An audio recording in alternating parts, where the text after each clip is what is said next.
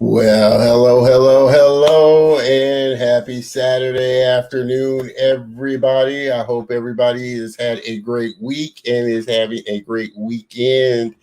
My name is Don Terrell, and I want to welcome you to another great episode of The Color of Motion, where I interview people of color in diverse backgrounds in the field of motion graphics, animation, visual effects, cartoons, and comics.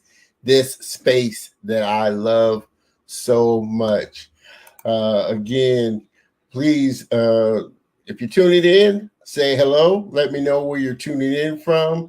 You may have to give StreamYard permission from Facebook so that I can see your comment and your avatar and show you a little love there. If you do, go to this link. Like I said, you may need to give StreamYard permission, StreamYard.com/Facebook. So I can, like I said, give you a shout out because you know I love doing that, giving people shout outs and saying, hey, again, when you're tuning in, Miss Salve Black, I appreciate you tuning in from YouTube. Big hello to you. She was on the show. Great guest. And my last week's guest, Miss Alicia Estrada. We had an awesome time. I can't say I'm still laughing, Alicia. I'm still laughing. We had such a super time. And did get a chance to connect with Jeanette Lara. She's going to be on the show, so I'm excited about that as well. I'm doing a little housekeeping while you're jumping in. Again, make sure you say hello so I can give you a shout out, but I want to make sure that I am broadcasting on all my channels, broadcasting on LinkedIn. I can see. Obviously, I'm broadcasting on YouTube because I've gotten a couple comments from YouTube, but want to make sure that I am broadcasting on Facebook as well. If you are tuning in from Facebook, give me a little shout out and say, hey, let me know that you're tuning in from Facebook. Again, you may need to give Facebook or StreamYard permission to pull your avatar from Facebook. Again, StreamYard.com/Facebook. And I can pull your avatar in. Mr. Neil, good afternoon from New York, my New York connection there. I appreciate you tuning in from LinkedIn in New York City. Soon to be Las Vegas, I'm sure. So I'm excited about the move. We're there with you there too, Neil, for sure. My brother from across the pond in London, England. What's up, Don? Mr. Dave Harshon tuning in from YouTube. I appreciate that. And next week's guest, Miss Elizabeth Lyon. And we'll talk more about her at the end of the show. I'll show you about her, but she is next week's guest. So I'm excited about that. Man, I am excited about this. I've been looking forward to this interview, my friend and my Buckeye brethren from Ohio. I have been looking, as you can see, I got my, if any Ohio and any of my Ohio brothers are tuning in, I got my Sandusky shirt on today. So I'm pumping up and pushing my blue streaks for sure. So I appreciate everybody tuning in, and I hope you are as excited as I am about the show. It's been going great. Just a little heads up. Like I said, I've been kind of trickling out here and there, letting you know that I am really looking forward to stepping up the show. Of course, you can see new systems coming together great. Going to have some new intros, new graphics, just new music. Everything is going to be a more polished production. I don't know if, and you probably can tell, like I said, there's a little delay, which I really hate. So it's going to eliminate all of that. Getting better camera, digital camera. So it's just I'm just looking forward to it. I really am. And I'm excited to unveil it to you in the next couple of months. It's going to be coming up.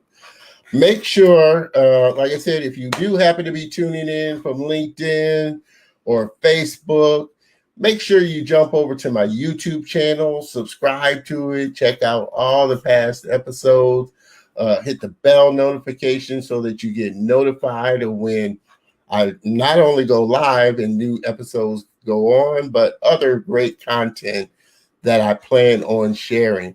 YouTube.com/Don Terrell. I definitely want you to be a part of the community and be up to date. Like I said, when I put on great new content on the channel. So excited about that. So make sure you jump over and show me some love there.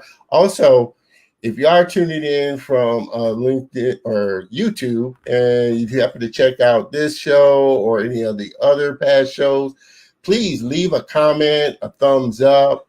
Like I said, not only subscribe, but leave a comment, thumbs up. That definitely helps the channel and definitely helps the video ranking. And I would definitely appreciate it for sure. So we are pretty much all set. Broadcasting, I always like to watch from, I know I shouldn't be watching it, but I always like to keep an eye on it from LinkedIn for sure. So we are broadcasting and good to go pretty much. So like I said, I've been super excited to get my Buckeye brethren on for a while and sit down and have a great conversation with him. He's worked in the video game industry for 13 years. That's a long time. 13 years gaining experience in modeling, sculpting, texturing, and 3D character workflow. As a seasoned character artist, he's passionate about advancing character art and design. He is a graduate of the Art Institute of Pittsburgh. I almost went there, Art Institute of Pittsburgh, but I ended up going to the Art Institute of Houston. So we are Art Institute alumni. That's another thing we've got in common, where he majored in game art and design. He received a bachelor's degree in 2008 and joined Big Box VR in 2020 as a senior character artist. Prior to Big Box VR, he was a 3D artist at Alter, character artist at Archetype Studios, technical content artist at Rockstar Games, and many more. So he's been in the gaming industry for a while. He currently lives in Willowick, Ohio with his wife and 2 children. Outside of work, he enjoys working on personal art projects, playing games, watching shows with his wife, Jasmine, and playing with his kids.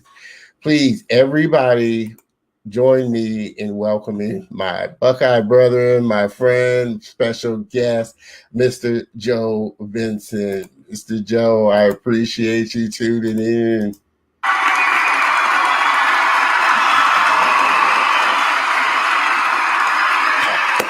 Show him some love. Show him some love. We always got to show some love here.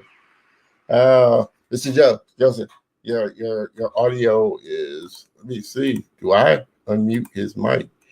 Can I unmute his mic? There we go. Sorry about that. Right.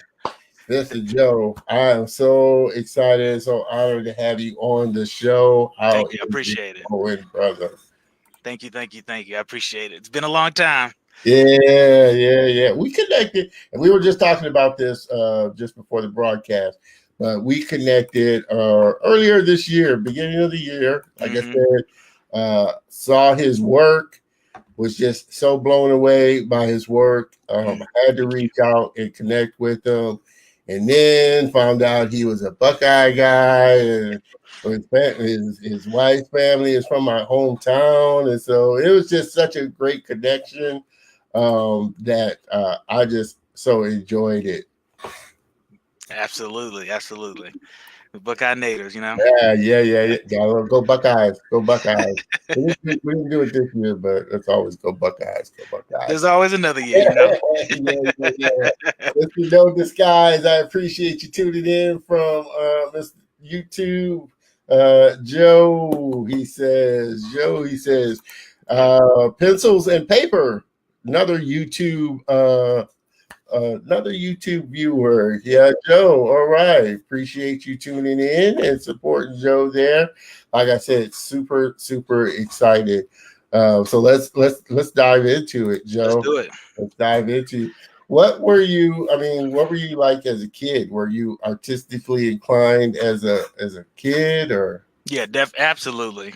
Just I can just remember just drawing different types of Pokemon as a kid because I was really into like Pokemon and things like that. Just drawing that, trying to draw my own characters, but really, I as a kid definitely drawing different types of Pokemon and trying to come up with different Pokemon in that world. So that was like my first like real start into art. And then Yeah. just gradually grew from there, drawing different types of characters. The main inspiration for me wanting to be a character artist was playing Final Fantasy VIII, and the art director Tetsuya Nomura.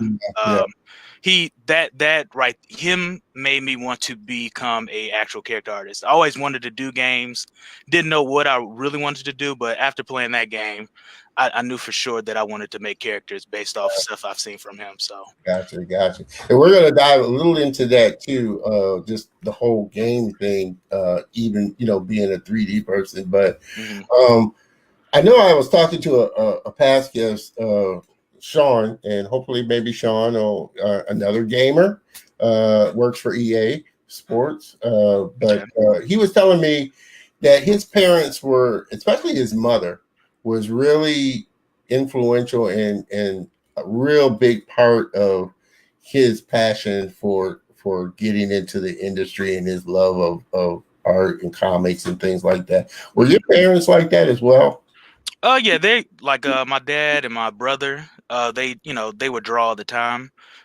So seeing that growing up, having people in the house that were artistically inclined, just seeing them draw, it made me want to be a part of that as well and start drawing. And my mom was always an advocate for me, doing something that I wanted to do and love to do. And so so is my dad, but I know for sure my mom, she always drive me to try to do the best and be the best and to really try to follow your dreams because you only got one life, so you got to really live it to the fullest and try to do something that you love to do in your life. So Awesome. Yeah, I know that's the case as well.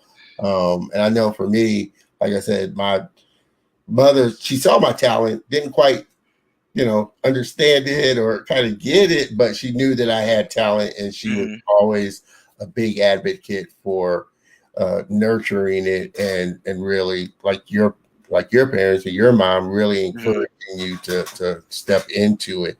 Did you have teachers or say in grade school and junior high and high school that were really instrumental in you kind of furthering it and taking it even further?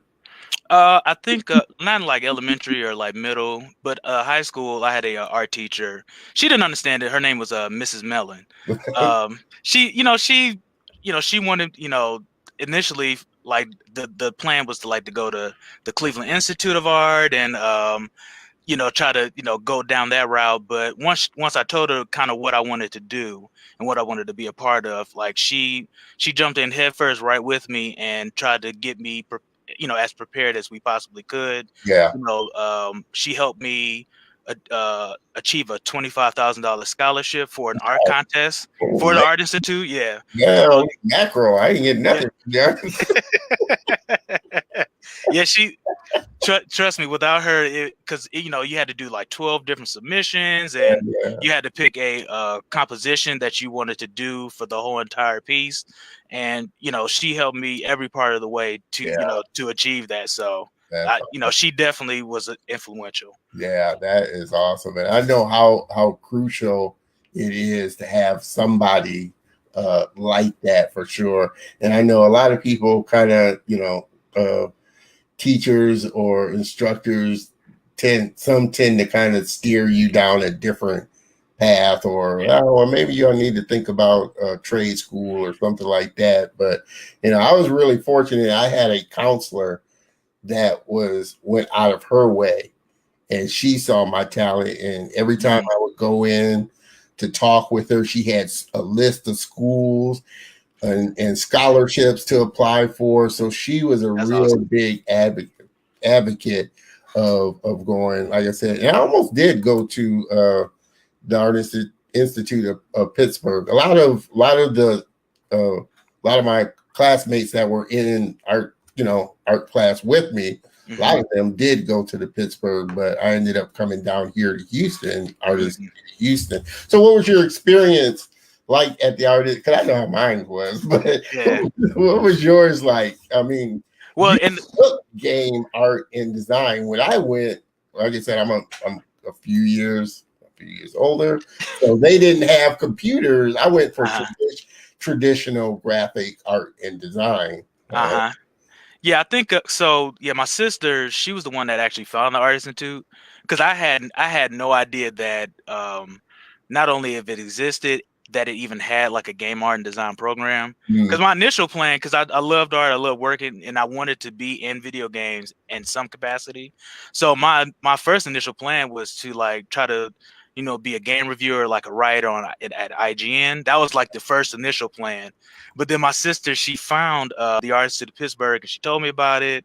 Told me that they had a game art and design program, and once I found that out, we saw the Art Institute of California as well, but that was way out of that was way out of the budget. So I know the feeling. that was way out of the budget. So we as a family, everybody helped me out to just pursue the Art Institute of Pittsburgh, and it took you had to actually have some submissions, and you had to get chosen for that program. So I was able, thankfully I was able to get in there, and just started working from there. But Man. the experience, it was great, but definitely some things I wish there were different. But my overall experience was it was great. It was fantastic. It was, I had the friends that I've made there are like lifetime friends that I couldn't ask for better friends, and we all kind of were in the trenches together, just trying to do work and get things done on time, and just being able to have that camaraderie, and somebody that understands your drive and your passion, they feel the same exact way. So it was a great experience. Now I wish some of the classes weren't they weren't that great. No, there always are a few, Yeah, there's always a few, and that game art and design program. It was super new. It was maybe 2 or 3 years old at the time. So you're kind of almost learning with the professors. Yep, you're learning with the professors of what. And to this point, would you do it now that you see a lot of online schools that are really more? And I tell people this myself when they ask me, because I went to the Art Institute, I didn't get a scholarship, but with the advent of a lot of online schools now that are really hyper focused, more so than a brick and mortar, to where a lot of the instructors on those schools are actually working at studios and actually working in the industry, as opposed to being a teacher at a school doing working through a curriculum, and like you said, kind of in a new program, kind of learning it as they go along. Would you suggest that now to people, even and the fact that a lot of online schools are just way cheaper than going to a brick and mortar school than what I spent on the Art Institute, and what I'm sure what it's been with, what it costs you now? You can get a lot more better learning and training. Would you suggest that now to people coming into the industry? I think the best way to answer that is I think the Art Institute, it gave me a chance to learn something that I've always wanted to do. But I think the people and the experiences of actually going to a school versus online, it really depends on how much you value that. If experiences and like lifelong friends are something that that you deem, you know, something that's worth it, I think of course you should go to like an art institute. You should go to a you know, maybe a traditional university. But if it's something where like I want to learn how to make games and I'm hyper focused on that, and you know, friends will come along the way, of course, but that is what I'm absolutely focused on, then I think the online route, something way cheaper than what, you know, the art institute or traditional universities um are, you know, charging right now, I think that would be the way to go. Yeah. So it really just depends on the value of other experiences besides actually learning and doing something that you love to do. So Yeah. I know, like I said, you do on the one hand miss, like I said, that kind of in-person type of relationship. But I yeah, think so many of the online schools now have such a great forum community where, yeah, absolutely. you know, you are still able to build those kind of relationships to where when others get into studios and friendships and things like that, as long as you keep it going and keep the communication going, Yeah, works almost just as well now. But like I said, I tell people, especially young people, like I said, you know, unless you're getting a scholarship, you know, like you did, you know, you know, still wasn't enough. man, Still I'm wasn't gonna, enough. I'm gonna admit it now. I just paid off my school loan Yeah. 2 years ago, and I graduated in '87. So you know how long Sally Woo. Mae has been hanging around my house. I will be paying for a very, very long Oh time. my god! Oh my It's god! just something you just gotta accept. Like, yep, this is my life. It will Oh man! be But no, scholarships and you know, like I said, there's so many. Like I said, take advantage of all the resources that are out there to cut it down. If you do plan on going to a traditional university, try and take advantage of all the resources out there for sure. mhm. Let me throw a few comments up on here. Luca, I know exactly who Joe is. All right, appreciate you tuning in. It's my little nephew. Okay. Yeah, I got all my friends are in the chat. I see them. All right. Well, appreciate you supporting Joe here. Yep. Sweet son, Joe. All right. Another YouTuber. I'm getting a lot of people from YouTube. I'm glad. Make Yeah. sure you subscribe and check out Delicious Cakery. All right. Delicious Cakery. Yes, sir, Joe. Please make sure that you subscribe to the channel. Check out some of the past episodes for sure. What do you think your biggest learning curve in this kind of space has been for you? I think one of the biggest and probably most important things are making sure that you like you have a deadline. Make sure you hit that deadline. You know, because time is money.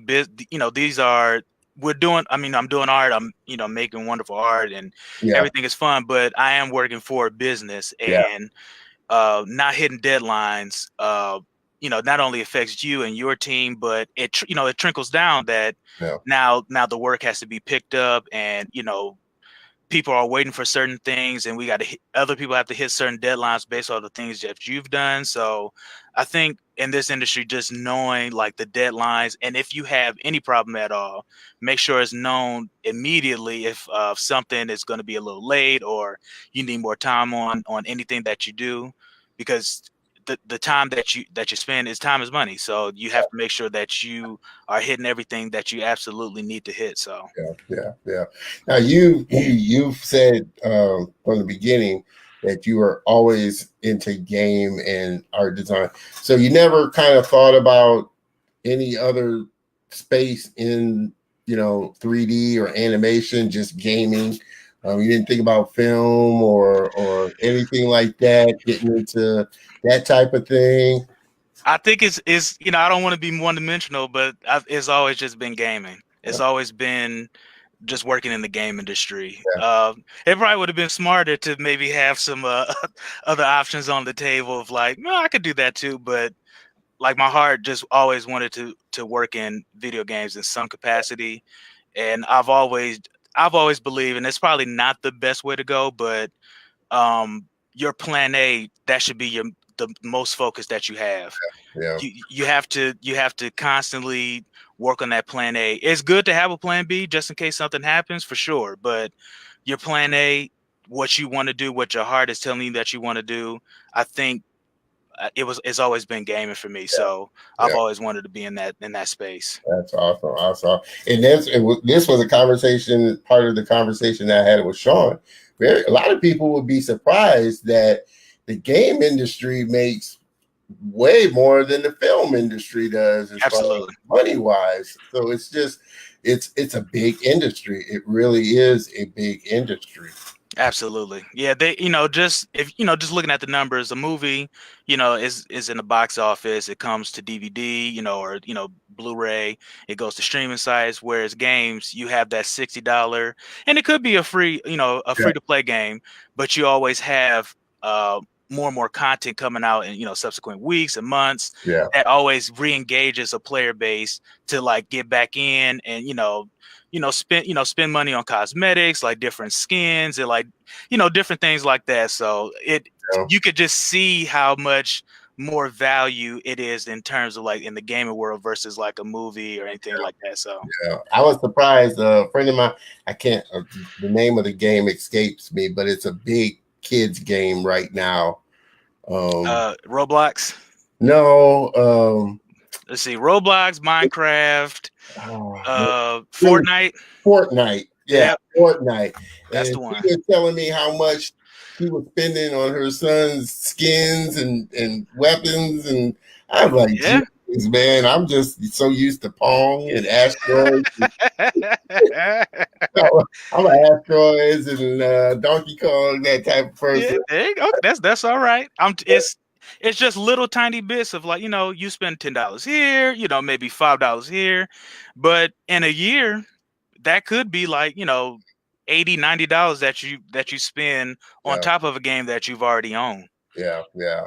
And I'm amazed now with video games and just the trailer for the video game looks like a movie in and of itself. Mm-hmm. They go so far into, like I said, Unreal Engine is almost a movie engine, really, just in the looks of how it is and how they're promoting some games. Are there particular types of games that you like? Are there more, action games, or, what type of games do you enjoy playing?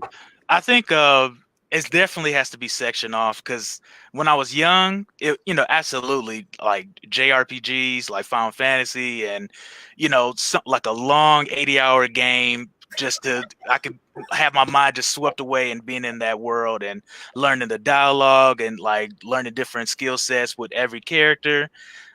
College, still the same way, but as you get older, things get a little bit busier. So in college, I did that, but it was more so like Halo 2s. We would, the friends over there in the chat, they know we used to play Halo 2 hours on end, like just I would miss class because I wanted to play. And I think now it's got to be quick, because I got 2 kids, so I don't have I don't have the time like I used to. Yeah. So it's like I need some. I can't. I wish I had the time to play, because the games now are just so much more advanced than what we had when growing up. Yeah. So I wish I had the time, but right now, I'm playing the game that I'm working on, Population 1. I play that. Yeah. It's a quick, fun game. I play Apex with my friends. Quick, fun games. It's got to be quick, because at a drop of a dime, I will have to get off and take care of the kids or something. Yeah. So it's amazing how swept away you can get in like RPG games where you're playing against so many other players and all these different levels that you're going through, and things like that it like you said, it's another world. You put on your headphones and you're just lost, just gone. Just, and then you wait, you take your headphones off and like you realize I've been on this for about 14 hours. oh man, oh my God, seriously. But it's just it's amazing now that, like I said, with the advent of online play, that you can play somebody clear across the world and be having Hmm. experience with. So much fun, so much fun. Definitely. What's been the best advice that somebody's given you along the way that's kind of stuck with you and that you've kind of gone back to from time to time and it's rung in your mind from time to time? I think my art director at Sony on EverQuest, Uh-huh. Kevin Lighty, um, he saw, I was young, he was, much older than I was. He was in the industry for years on end. And, I just remember being in his office and, at the time I was working, maybe I wasn't working too much, but stuff was starting to ramp up and I was starting to do longer hours. And he just, just let me know like, hey, this industry, it can chew you out. So really, take the time that you need. Don't burn yourself out because the work will always be there. Yeah. But don't burn yourself out because it's gonna impact your health. It's gonna make you stressed, and then your work is gonna suffer. So he always kind of just instilled like, the work will be there. Make sure you get the work done, but don't burn yourself out because it really does affect you. And he's seen cases and he, gave me examples and he really just told me like, get the work done, but just don't burn yourself out because it really can play, a detrimental effect on you and your health. Now, has there ever been a point where you've gotten kind of close to that? Now, I know now you have a wife and kids, so that really takes precedence. But are there moments where, like I said, you get close to, you have to bring yourself back to that thought. Don't let myself get burned out, have outside activities and things like Hmm. that. Has there ever been, or do you sometimes still get to that point where you get close? Yeah, I think it's still, it happens. It gets close. Sometimes I go over that edge. It's been times where I've worked, a ton of hours and it does affect you. Like it does play a role in your health and makes you tired and you don't have the same enthusiasm going in. But I think to kind of reset, at least for me, just being able to, talk to friends and family, talk to my wife, uh, have time to decompress, try to play a game, try to work on a personal project. That definitely uh, helps like reset the batteries and like let you know, like, there's a reason why you're doing this. You enjoy it.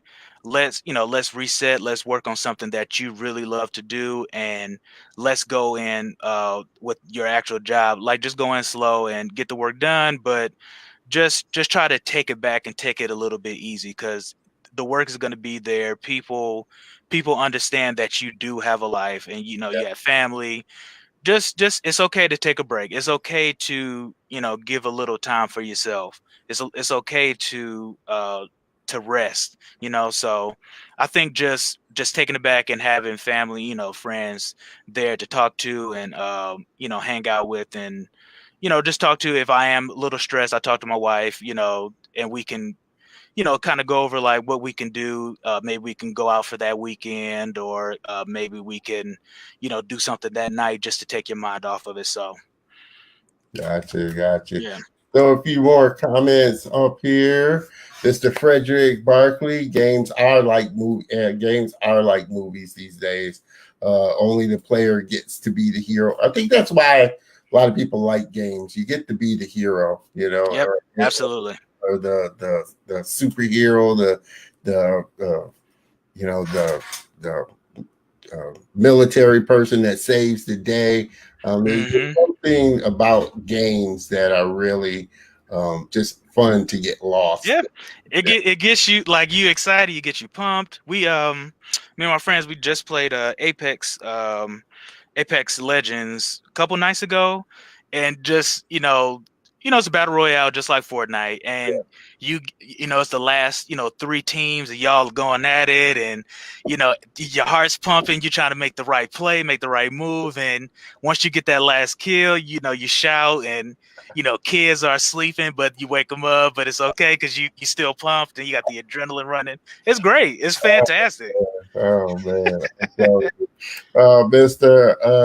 Amatola, good evening from. You're gonna have to let me know where here is, Mr. Where are you tuning in from? I know you're tuning in from Link, or you're checking this out from LinkedIn, but let us know what city you're tuning in from there.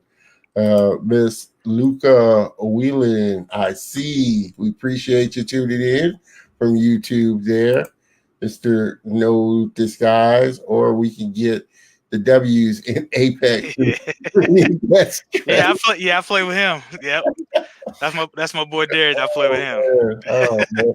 See, I specifically don't have video games or games on my computer because I know I would get lost in just having them on my computer and stuff like that. So I just You don't should go. You got to get Apex. Go ahead and get it. You all right? You be all right.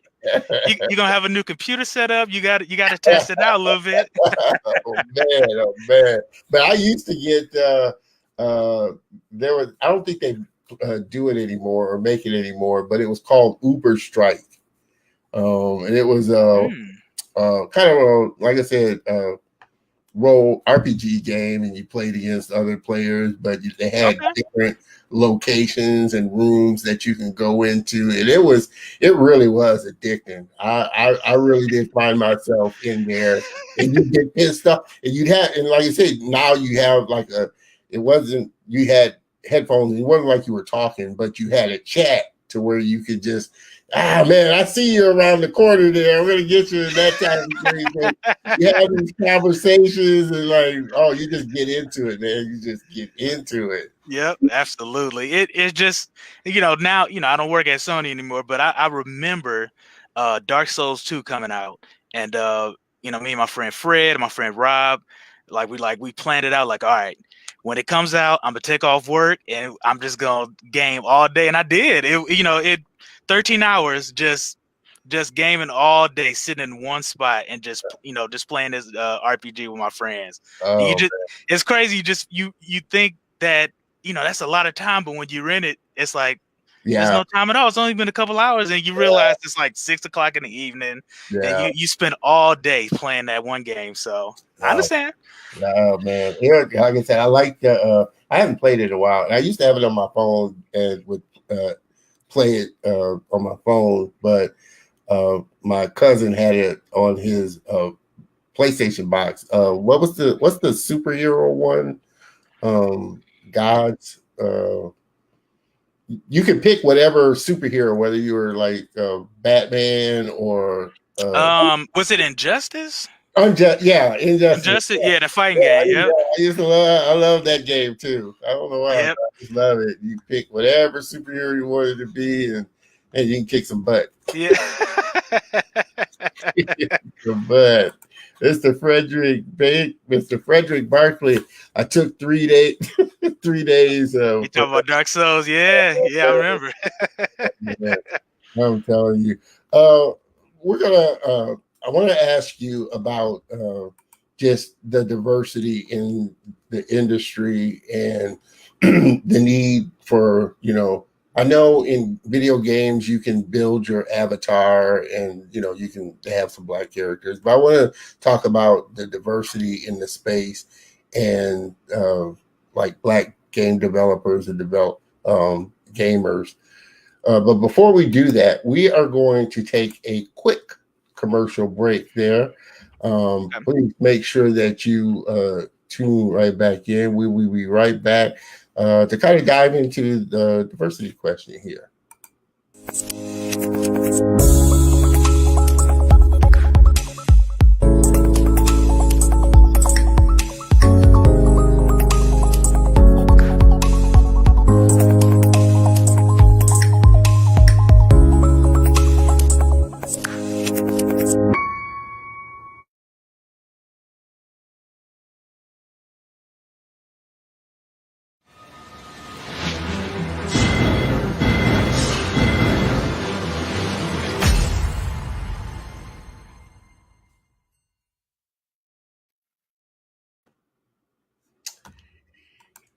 And we are back. I hope that if you're just tuning in, I'm sitting down with my Buckeye brethren, Mr. Joe Venson, senior character artist for Big Box VR, video game company, and we are talking all about video games. Uh, how do you see? Like I said, we're starting to see a lot of influx now of diverse content starting to come out, Mhm. especially in the light of what's been going on. How do you see it now in the industry, specifically of game design? I think it is definitely getting better, but I mean you can still see there is a discrepancy of people of color versus non people of color working in Yeah, that field. Um, I hopefully me and colleagues and friends are the driving force to get more people in that industry, and we are able to be looked at a lot more. But I do feel that there's still some work that needs to be done for some kind of it doesn't have to be necessarily be equal, but just more fair, just more chances for black and brown people to have those opportunities and to be in those creative spaces to showcase that not only are there jobs there, but you can thrive and have fun and be a part of something great there as well. So yeah, I yeah, think I think it's getting better, but I think that it definitely is still some more changes needed. yeah. And it's surprising, and I don't think a lot of people would know. And I really didn't know until I think I saw a Netflix special. I think it was the history of video games or something like that. But it Hmm. was about video gaming. I think a lot of people would be surprised to find out that it was a black man that developed the first game cartridge Yep. console, Yep. Jerry Lawson. Which Uh-huh. I will include in the link or in the bio a link to a video about him. But he was a very super talented developer Yep. that developed the game console. Yeah, and he didn't, now he's starting to get more recognition, but back then he really didn't get the recognition he rightfully deserved. He Yeah, he was working on the cartridge on his own time. He was working the day, and because it was on a there was another documentary that was on Netflix where he would they were talking about him briefly about working during the day and working on this cartridge system at night in his garage, and getting different components together and a whole bunch of trial and error that he was able to finally get a good prototype to showcase it to people. So oh, I man. think he definitely needs to be be recognized more for Yeah. that. So, do you feel like there's a space for uh, not only people in the more diverse people in the industry, but the game in it of itself, a black world, so to speak, where you're I don't know, like I said, of course, with what was it, what was the fighting game, and they had a lot of Chinese characters or Asian characters in it, but it was it was a fighting game. But do you feel like there's a space where, like I said, uh, black gaming companies can build games that are kind of tailored or immersed in a black world or a diverse world? Yeah, I definitely think not only can that be something that a gaming company could try to achieve. I think now is the time to pursue something like that. I think as long as the story is well told and is a good story that people can get behind, I think there is definitely space and opportunity for something like that to happen. I think and also just in the games that allow you to make black avatars, I think there's a space for improvement in that as well, where in games like NBA 2K or Madden, we'd have all our different hair types and like different skin tones and like, as a black person, our different facial features. Yeah. But and some RPGs and some other games where you can make an avatar, you might not have as many options. So you ultimately have to just settle with something that is the closest. Hmm. And not everybody has to go through that. And I don't think, as a avid gamer, I should have to go through, to have to settle for like a hairstyle or a skin complexion. I should be able to choose what I want to see on my character. Yeah. So I think there's still room to grow in that field as well too. Gotcha. What do you say to the argument of games are violent, or they promote this violence? I mean, It's entertainment. yeah, It really is just entertainment. Entertainment has had has violent things in it yeah, for well before games, well before movies. Go back to the Roman times. They having fights out in the arena. Like it, yeah, violence is a part of entertainment. It doesn't necessarily have to be all the time. There are a lot of games like The Witness. There's certain games that don't have a shred of violence in it, yeah, but that is just a part of entertainment. yeah, I don't think it has me personally, I don't think it has a play on how somebody is feeling yeah, or gets them to try to do violent acts. I don't think a game has that control. yeah. I really don't. So, No, I agree. I agree.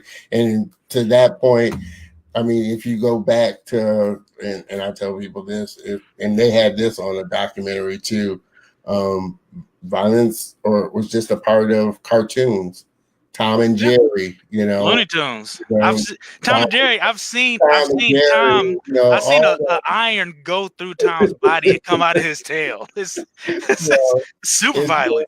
it's just a real conundrum part, like you said, just a part of it. I mean, we don't look at it, and I don't see it as, like you said, swaying one person or Yeah. influencing one person or another to do anything. But there's always going to be those ones out there that fall on that side for sure. It's a popular media, so some people are gonna find issue with it. That's just the way it goes. Yeah, yeah, yeah. Again, if you're just tuning in, I'm here with super talented friend, Mr. Joe Venson, throwing up some of his work. As you can see, you have a wide variety of things that you like doing. Um, like you said, you obviously are in the game space, but and love kind of the RPG kind of gaming, but you Mhm. have a very wide array of work that you enjoy doing. Do you Mhm. like what's your tool of choice? Is it ZBrush or Mhm. It's yeah, I got a wide range. So ZBrush, Photoshop, Marvelous Designer, Maya, just to name like a few. But I yeah? think probably the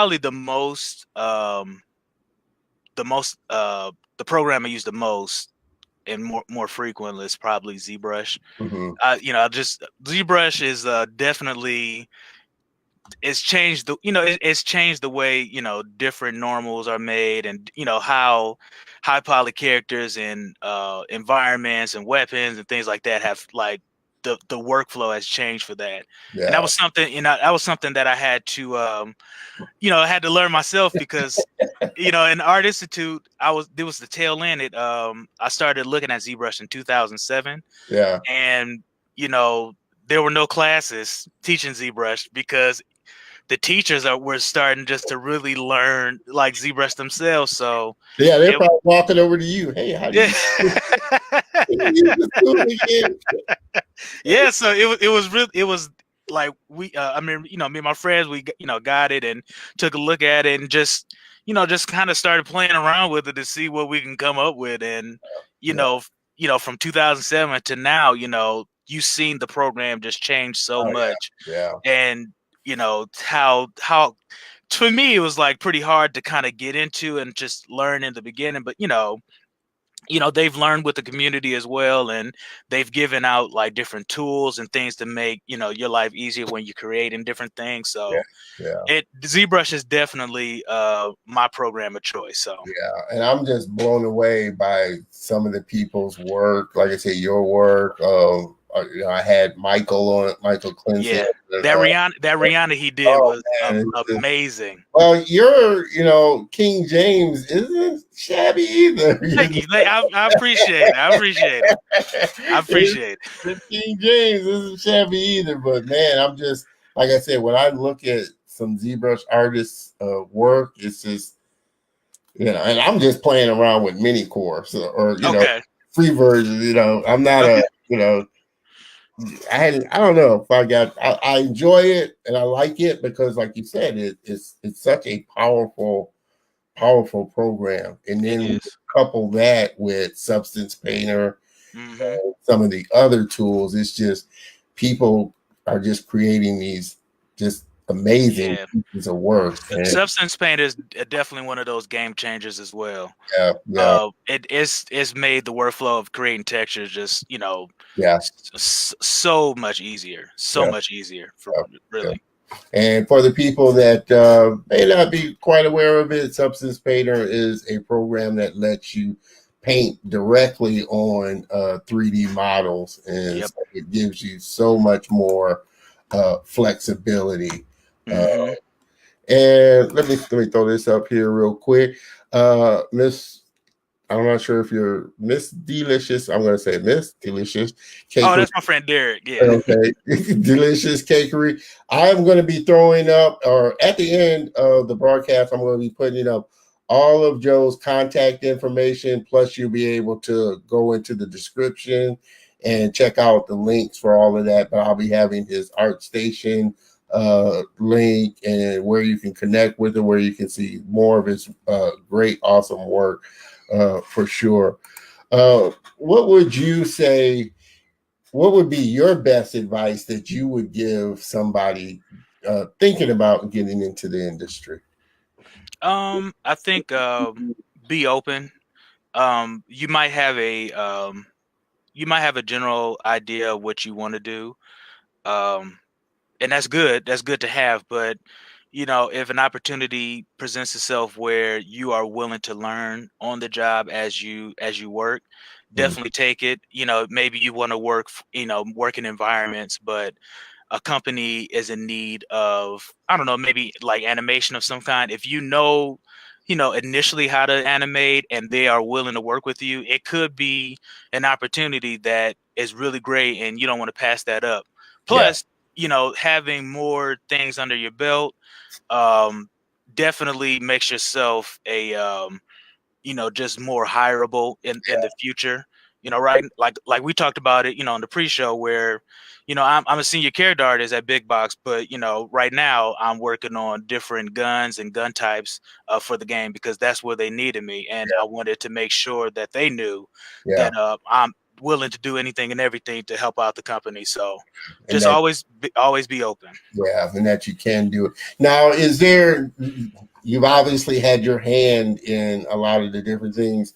Is there one that you prefer more than the other? Modeling, texturing. Is there one that you like more than? Or is it the whole process that you enjoy? I enjoy the whole process, but I think definitely sculpting gives you that like sculpting in ZBrush, it gives Yeah. you that immediate, like that once because when something, as an artist, when something doesn't look the way it should be. Mhm. And that sculpting process, you would keep refining, you keep working, and then eventually something that you're creating to start to become something that you do like, and that you're on the right track. And that sculpting process, just I like how it feels where you go from a simple sphere to like a sculpted out face with eyes and teeth, and like Yeah. you could see how everything came in motion. And I think following up with that is the texturing, Yeah. like just from a base gray model to the LeBron James model that I made, where that took it took time to sculpt it, and it took time to like get the perfect texture of his skin, and the skin complexion, different inconsistencies he has on his skin. Yeah. Those things take time, but when you get the result that you want, it's definitely worth it. Worth it. How long did that piece take you? Um, because that was something I was working Yeah. on If after work. Yeah, if So, you could total up the time that it would and put a total time on it. Of course, you did bits and pieces here and there, but total I time, how much? I would say maybe total time, maybe 3 weeks, maybe a little bit less, but I would say 3 weeks to get everything from start to finish for Yeah, like the full renders, about 3 weeks. gotcha. Now, would you say that reference is key to Absolutely. making something really good, whether it be your textures or your modeling or this and that? Would you say taking it? Here's my guy, Mr. Let me throw him up here too, Mr. Michael. What's up, Mr. Michael? Michael Quincy. Hey guys, super late. You're right on time, brother. We were You're right just on time. talking about you. Your ears must have been burning because we were. Yeah, we were talking about that Rihanna Yeah, sculpt you man, did. I'm telling you, and I almost hated to post my little sculpt that I put up there. I was like, but do you feel like that's a real important key to what you do and what Michael does is getting those reference images and taking the time Absolutely. to make textures and all Hmm. that? Absolutely. Because we know what LeBron James looked like. We know what Rihanna looks like. But when you sit down and like, okay, I'm gonna try my best to recreate this person's face and the likeness in 3D, and it's like you start to learn how their face shape actually is, Mhm. and how it looks from the profile view, how it looks in 3/4 view, side view, top angle. Having those references makes it a lot easier versus you trying to almost trying to fake their face. You have a reference right there to Yeah. go off of to get the best representation possible. Yeah, yeah. Which is why I have so much respect for people like you and like Michael that model, like you said, we all know what they look what LeBron looks like, what Rihanna looks like. It's totally different when you see a lot of monster sculptures, and that's real subjective. You can make it whatever it is that you want to make it. Yeah. But when somebody models a human, we all know what a human looks like. Yes, Yeah, absolutely. and get that. So, Mr. Michael, definitely you're on point with it, Joe. So I have all the respect. That's why, like I said, I was just super blown away when I saw LeBron, when I saw Rihanna. I was like, geez, how the hell do they make these look like? Because I'm sitting here struggling with the monster that I'm trying to do, and it don't look like anything. So, and maybe that's why I do shy away because I thought, hey, it's supposed to look like that. It's supposed to look like that. It's supposed to look like that. Yep. Oh man, I'm telling you for sure. So, where do you? I mean, obviously, like I said, your passion is games. Where do you see yourself going in the future? Having your own gaming company, coming out with your own game, or where do you see yourself wanting to go in the future? I think it would be nice to like be able to create, my own game in the future. I think that's something that I've always thought about, and I think I have some pretty good ideas. But having a family and having a job, it does take time to kind of get those ideas Yeah, fleshed out. yeah, But I think in the upcoming years, that's something that I think I do want to pursue.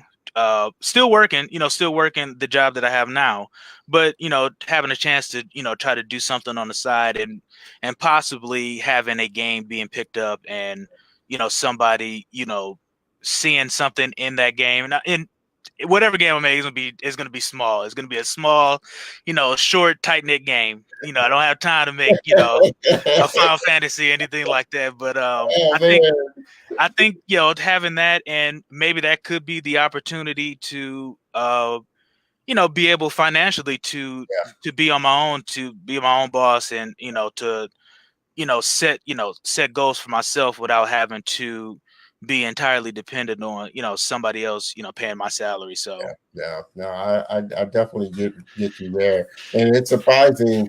Like I said, I was doing a little research this week. There are a good number of, like I said, Black gaming companies, Black developers out there that really are kind of pushing. I think the more people like you, people like Michael, start to create things, and you get other creatives, whether it's writers, animators, or just other people, and coming together, which is why I put together the show, because it connects people to where absolutely. you never know when somebody may have a spark of an idea and say, hey, I got this story that I think Yep. would make a good game.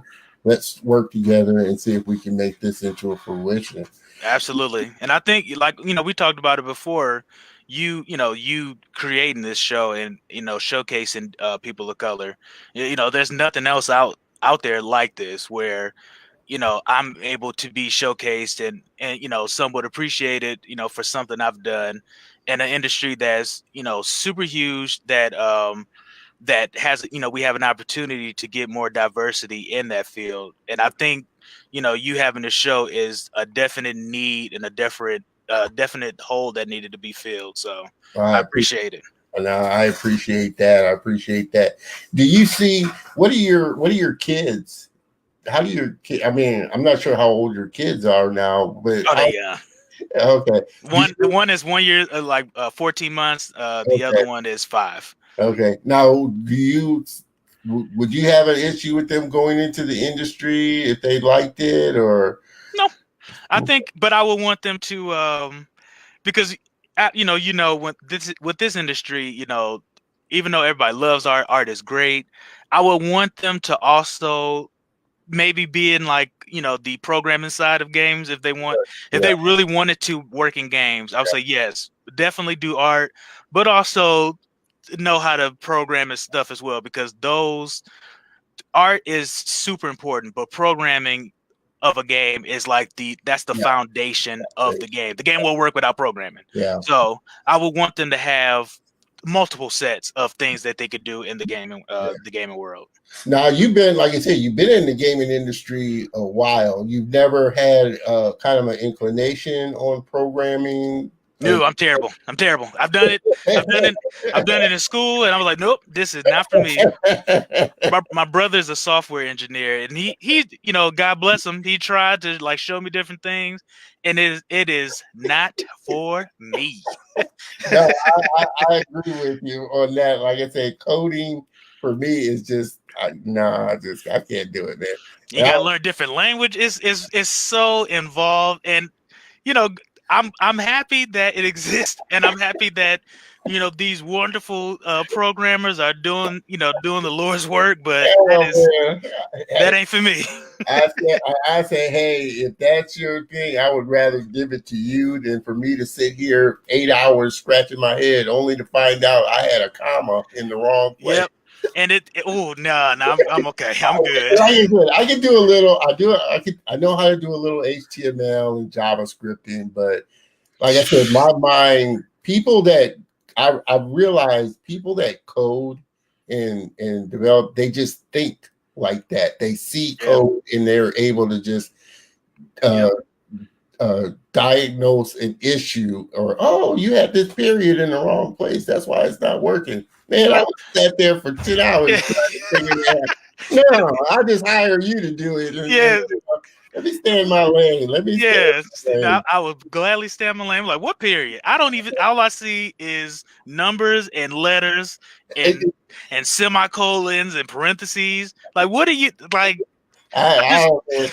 I am not Neo. I don't see zeros and ones. And if you have a programmer explain it to you, this line of code means that. I'm like, what? How did you get that from it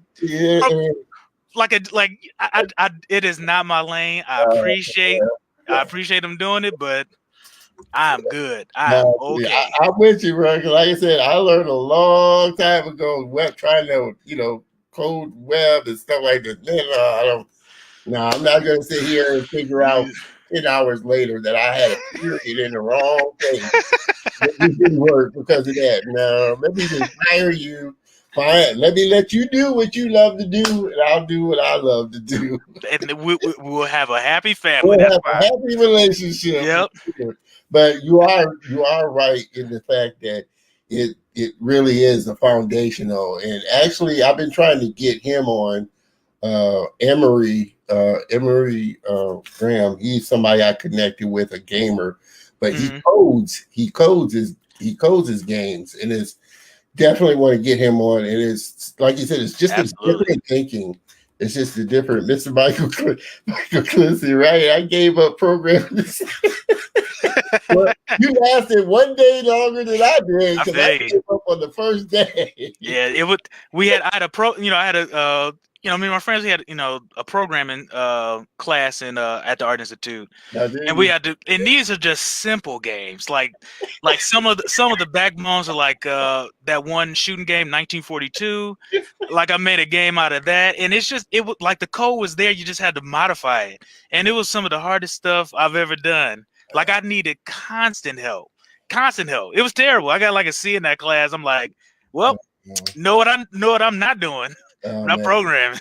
But that's such a fascinating, like I said, coding for a game is such a fascinating thing because you have to code all these kind of instances of what a person can do or would do.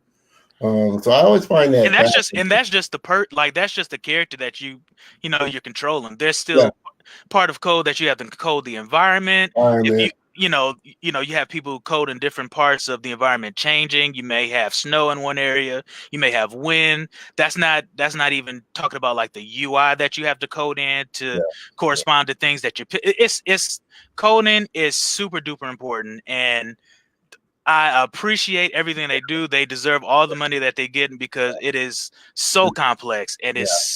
it's just like sometimes I do work long hours, but for like any kind of programmer, I think their day is just 12 hours. I Yeah. think that's just it. Like, yeah, we just work 12-hour days, and that's unfortunate, but it's super needed. It is But super needed. but like you said, they love it. They Yeah. love coding and decoding stuff and putting things in code. It's just that my brain, I already know my brain just doesn't think like that. Nah. I'm sorry. My brain just doesn't think like that. Listen, delicious coding. It is. It's a skill and a talent in It and of is. itself. I had a friend who coded and developed video system, software for video systems, and he just talked. The way he talked was just coding. I'm like, man, everything you're saying is just going way over my head. But that was just the way he thought and talked, and just Yeah. coding. And people like that they just love it. I'm like, okay. Ain't me. That ain't me. Okay. I'll make the pretty pictures. So do you does Big Box work on one of the existing gaming engines like Unity or Unreal or Yeah, we use Unity. okay. Yep, we use Unity. Do you prefer one? Well, obviously you use Unity, but do you prefer one of the over? Obviously, Unreal is just Unreal. I mean, Uh-huh. it really is. I think more from what I hear, it can push polygons a lot more, which is why you see a lot of the high resolution Mhm. film type games. Yeah, I think some of the Mandalorian uses Unreal. And films were Yeah, yeah, rendered. yeah. In I real. think because I've used Unity for 2 projects. I don't think I've ever used Unreal in a project. Like Rockstar, they have their own proprietary engine. When I was at Sony Online, they had their own proprietary engine. Um, Other than that, I think it was Archetype Studios. They used Unreal, Yeah, but I was just a high poly sculptor, yeah, so all I saw was ZBrush, and I gave them the ZBrush files, and they essentially did everything else. So I don't think I've ever used Unreal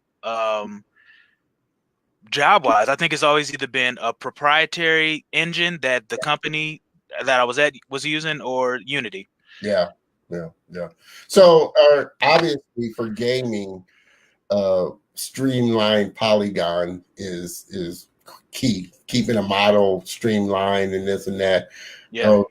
How streamlined are most typical models for games, polygon count wise? I think it does depend on the system, or what the game looks like as well. But let's say you were working on like a super high budget game, like an Uncharted, or Yeah, let's say a Call of Duty, for yeah. you Say know like Call of Duty. Call of Duty's, their guns are, I would say, probably around maybe 10,000 to 20,000 polygons or triangles. Yeah, Characters wise, it could probably range from 50,000 polys to above that. But more games that are, let's say, a Fortnite runs on everything, yeah. so you can't have those kind of budgets and be able to play on your phone and play on a PlayStation, a Switch, and a PC.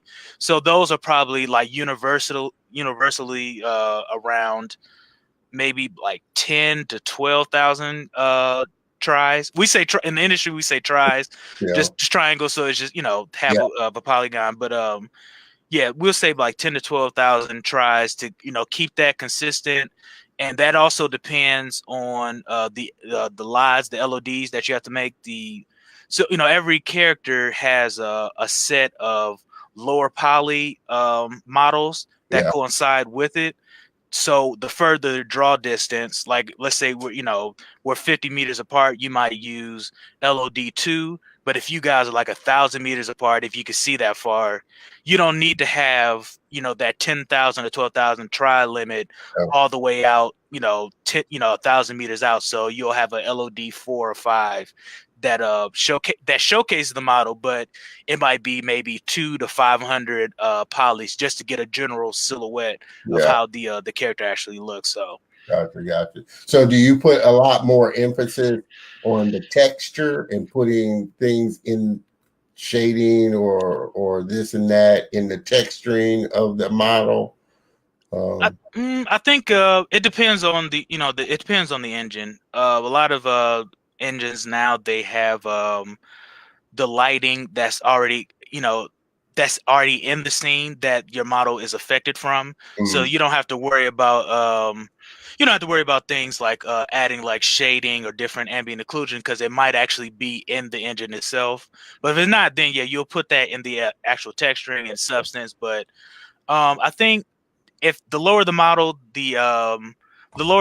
usually the higher texture ratio that you can have. So if you have like a 6,000 to 10,000 try limit character, you might be able to have like maybe like a 2K map, because you're sacrificing the polys for a higher texture count to show more detail from the normal map, and things like that. So gotcha. Now you alluded to the fact that you use a lot of different software and touch a lot of different software. Is it hard kind of keeping up to date or keeping your skills yeah, at a high level in so many different softwares and things that you're coming across? absolutely. I want to, because I know Marvelous Designer, like that is becoming a real industry standard. But you know, I I have, like, I've learned it, and I'm able to do certain things with it, but I really do want to learn it more. And you know, trying to find the time throughout a day to try to learn a program, Yeah, and that's, it's 2021 right now. Who's to say what's going to happen in 3 or 4 years, where the industry could have another shift and change of how things are going to be created. yeah. uh you know it's hard to try to stay up, but you have to stay up if you want to stay in this industry. You have to be, at least be aware of what's going on, so if it's time to pivot, that you have time to learn and to see where you need to pivot to. Gotcha. Now, we're kind of just coming out of, the whole COVID thing, but when it first kicked off, was there a big impact on, the gaming industry and kind of what you do? Yeah. just working remotely, or were you working remotely before? I mean, Yeah. how did it affect you?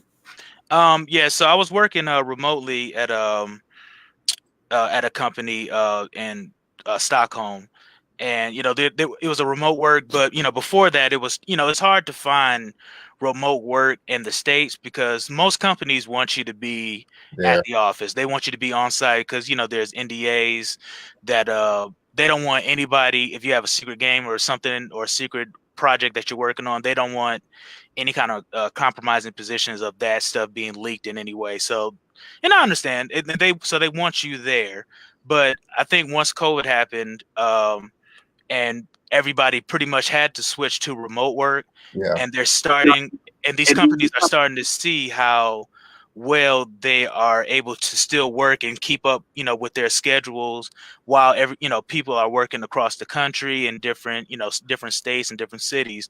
I think this will definitely give a boost to opportunities for people to find remote work.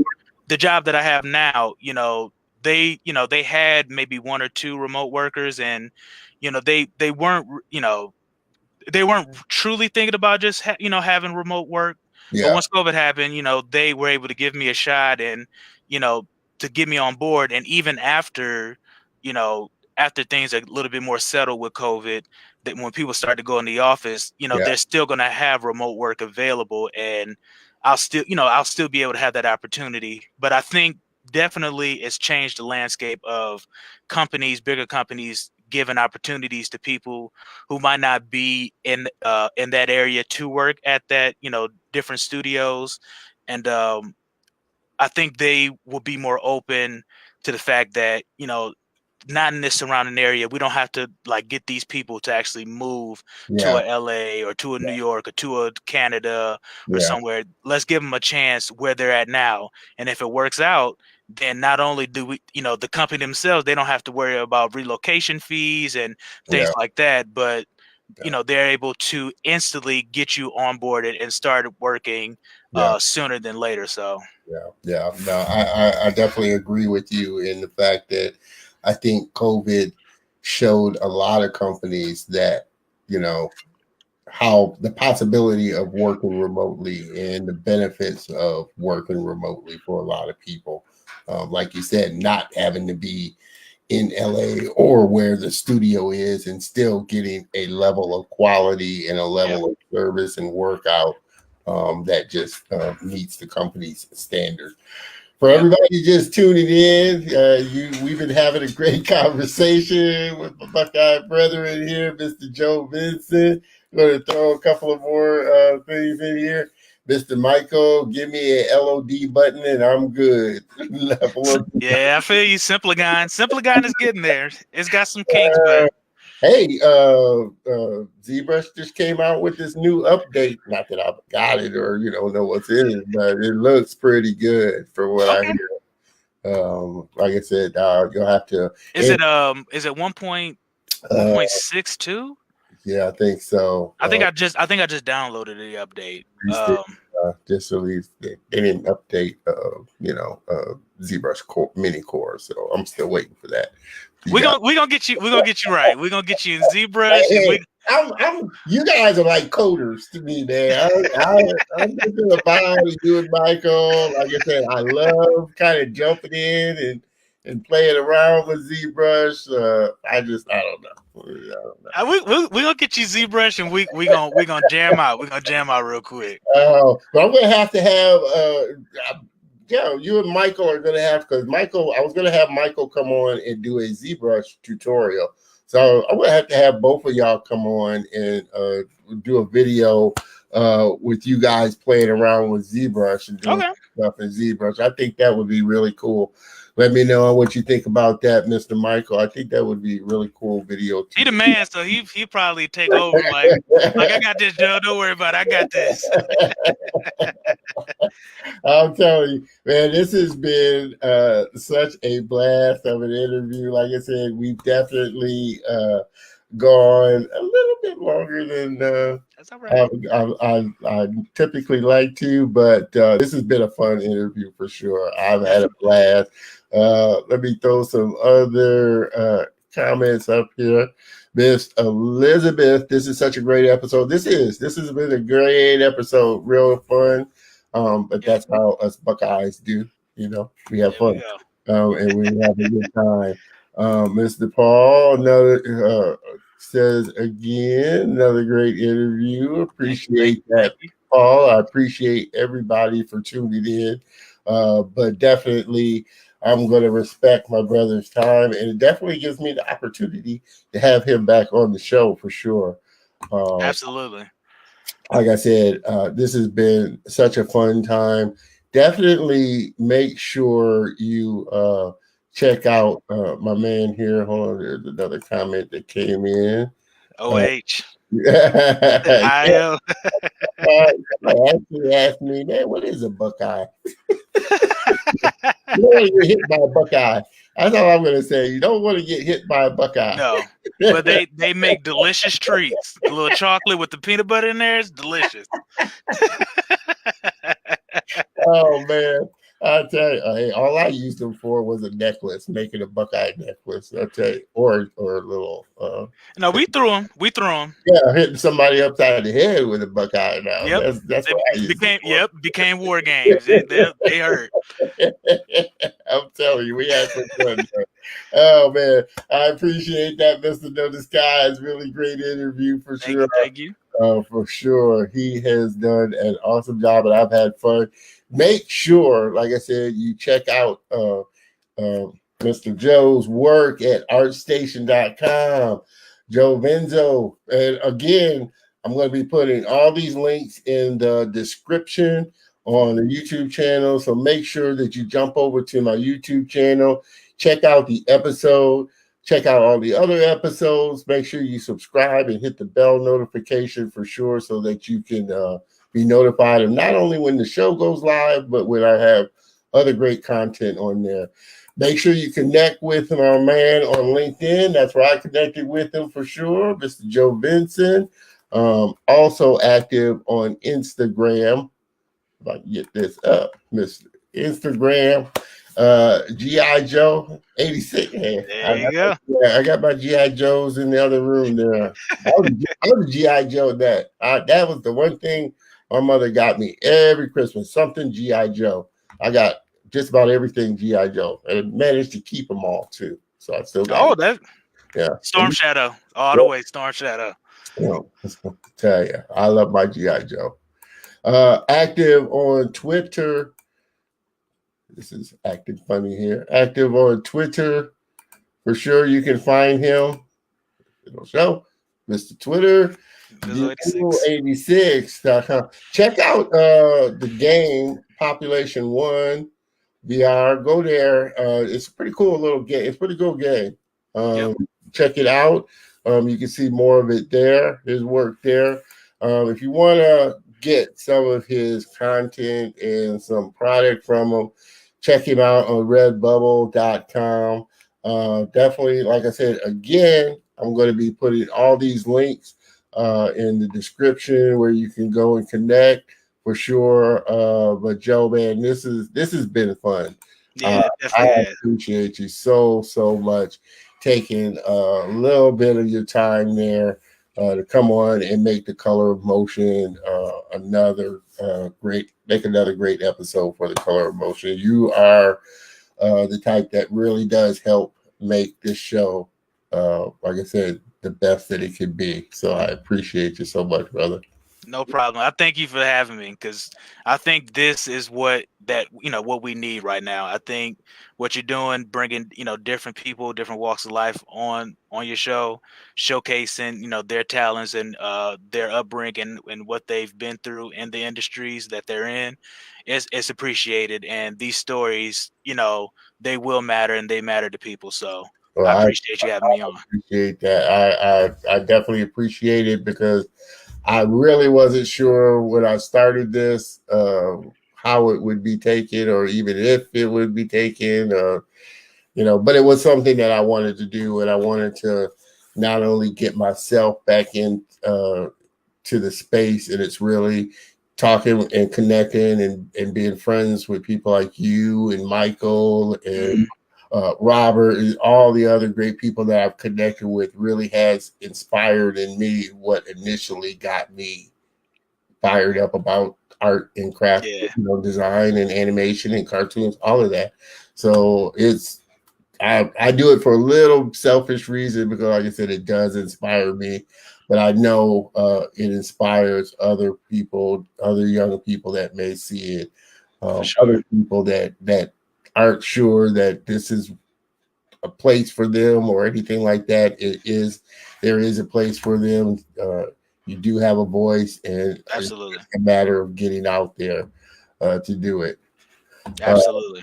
Please, if you could hang around a little bit in the green room while I close out so I can talk to you before I let you go, I would appreciate it there, Joe.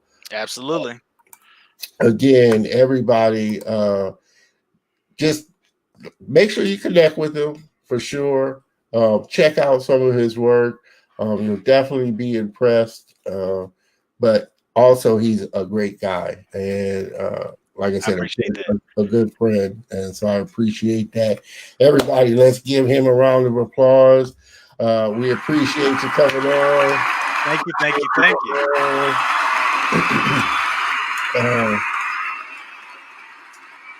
Joe, I will have you back on the show for sure. And definitely going to be, like I said, definitely going to have you and Michael come on and do a ZBrush kind of little jam there. I think that would be a really good thing to do.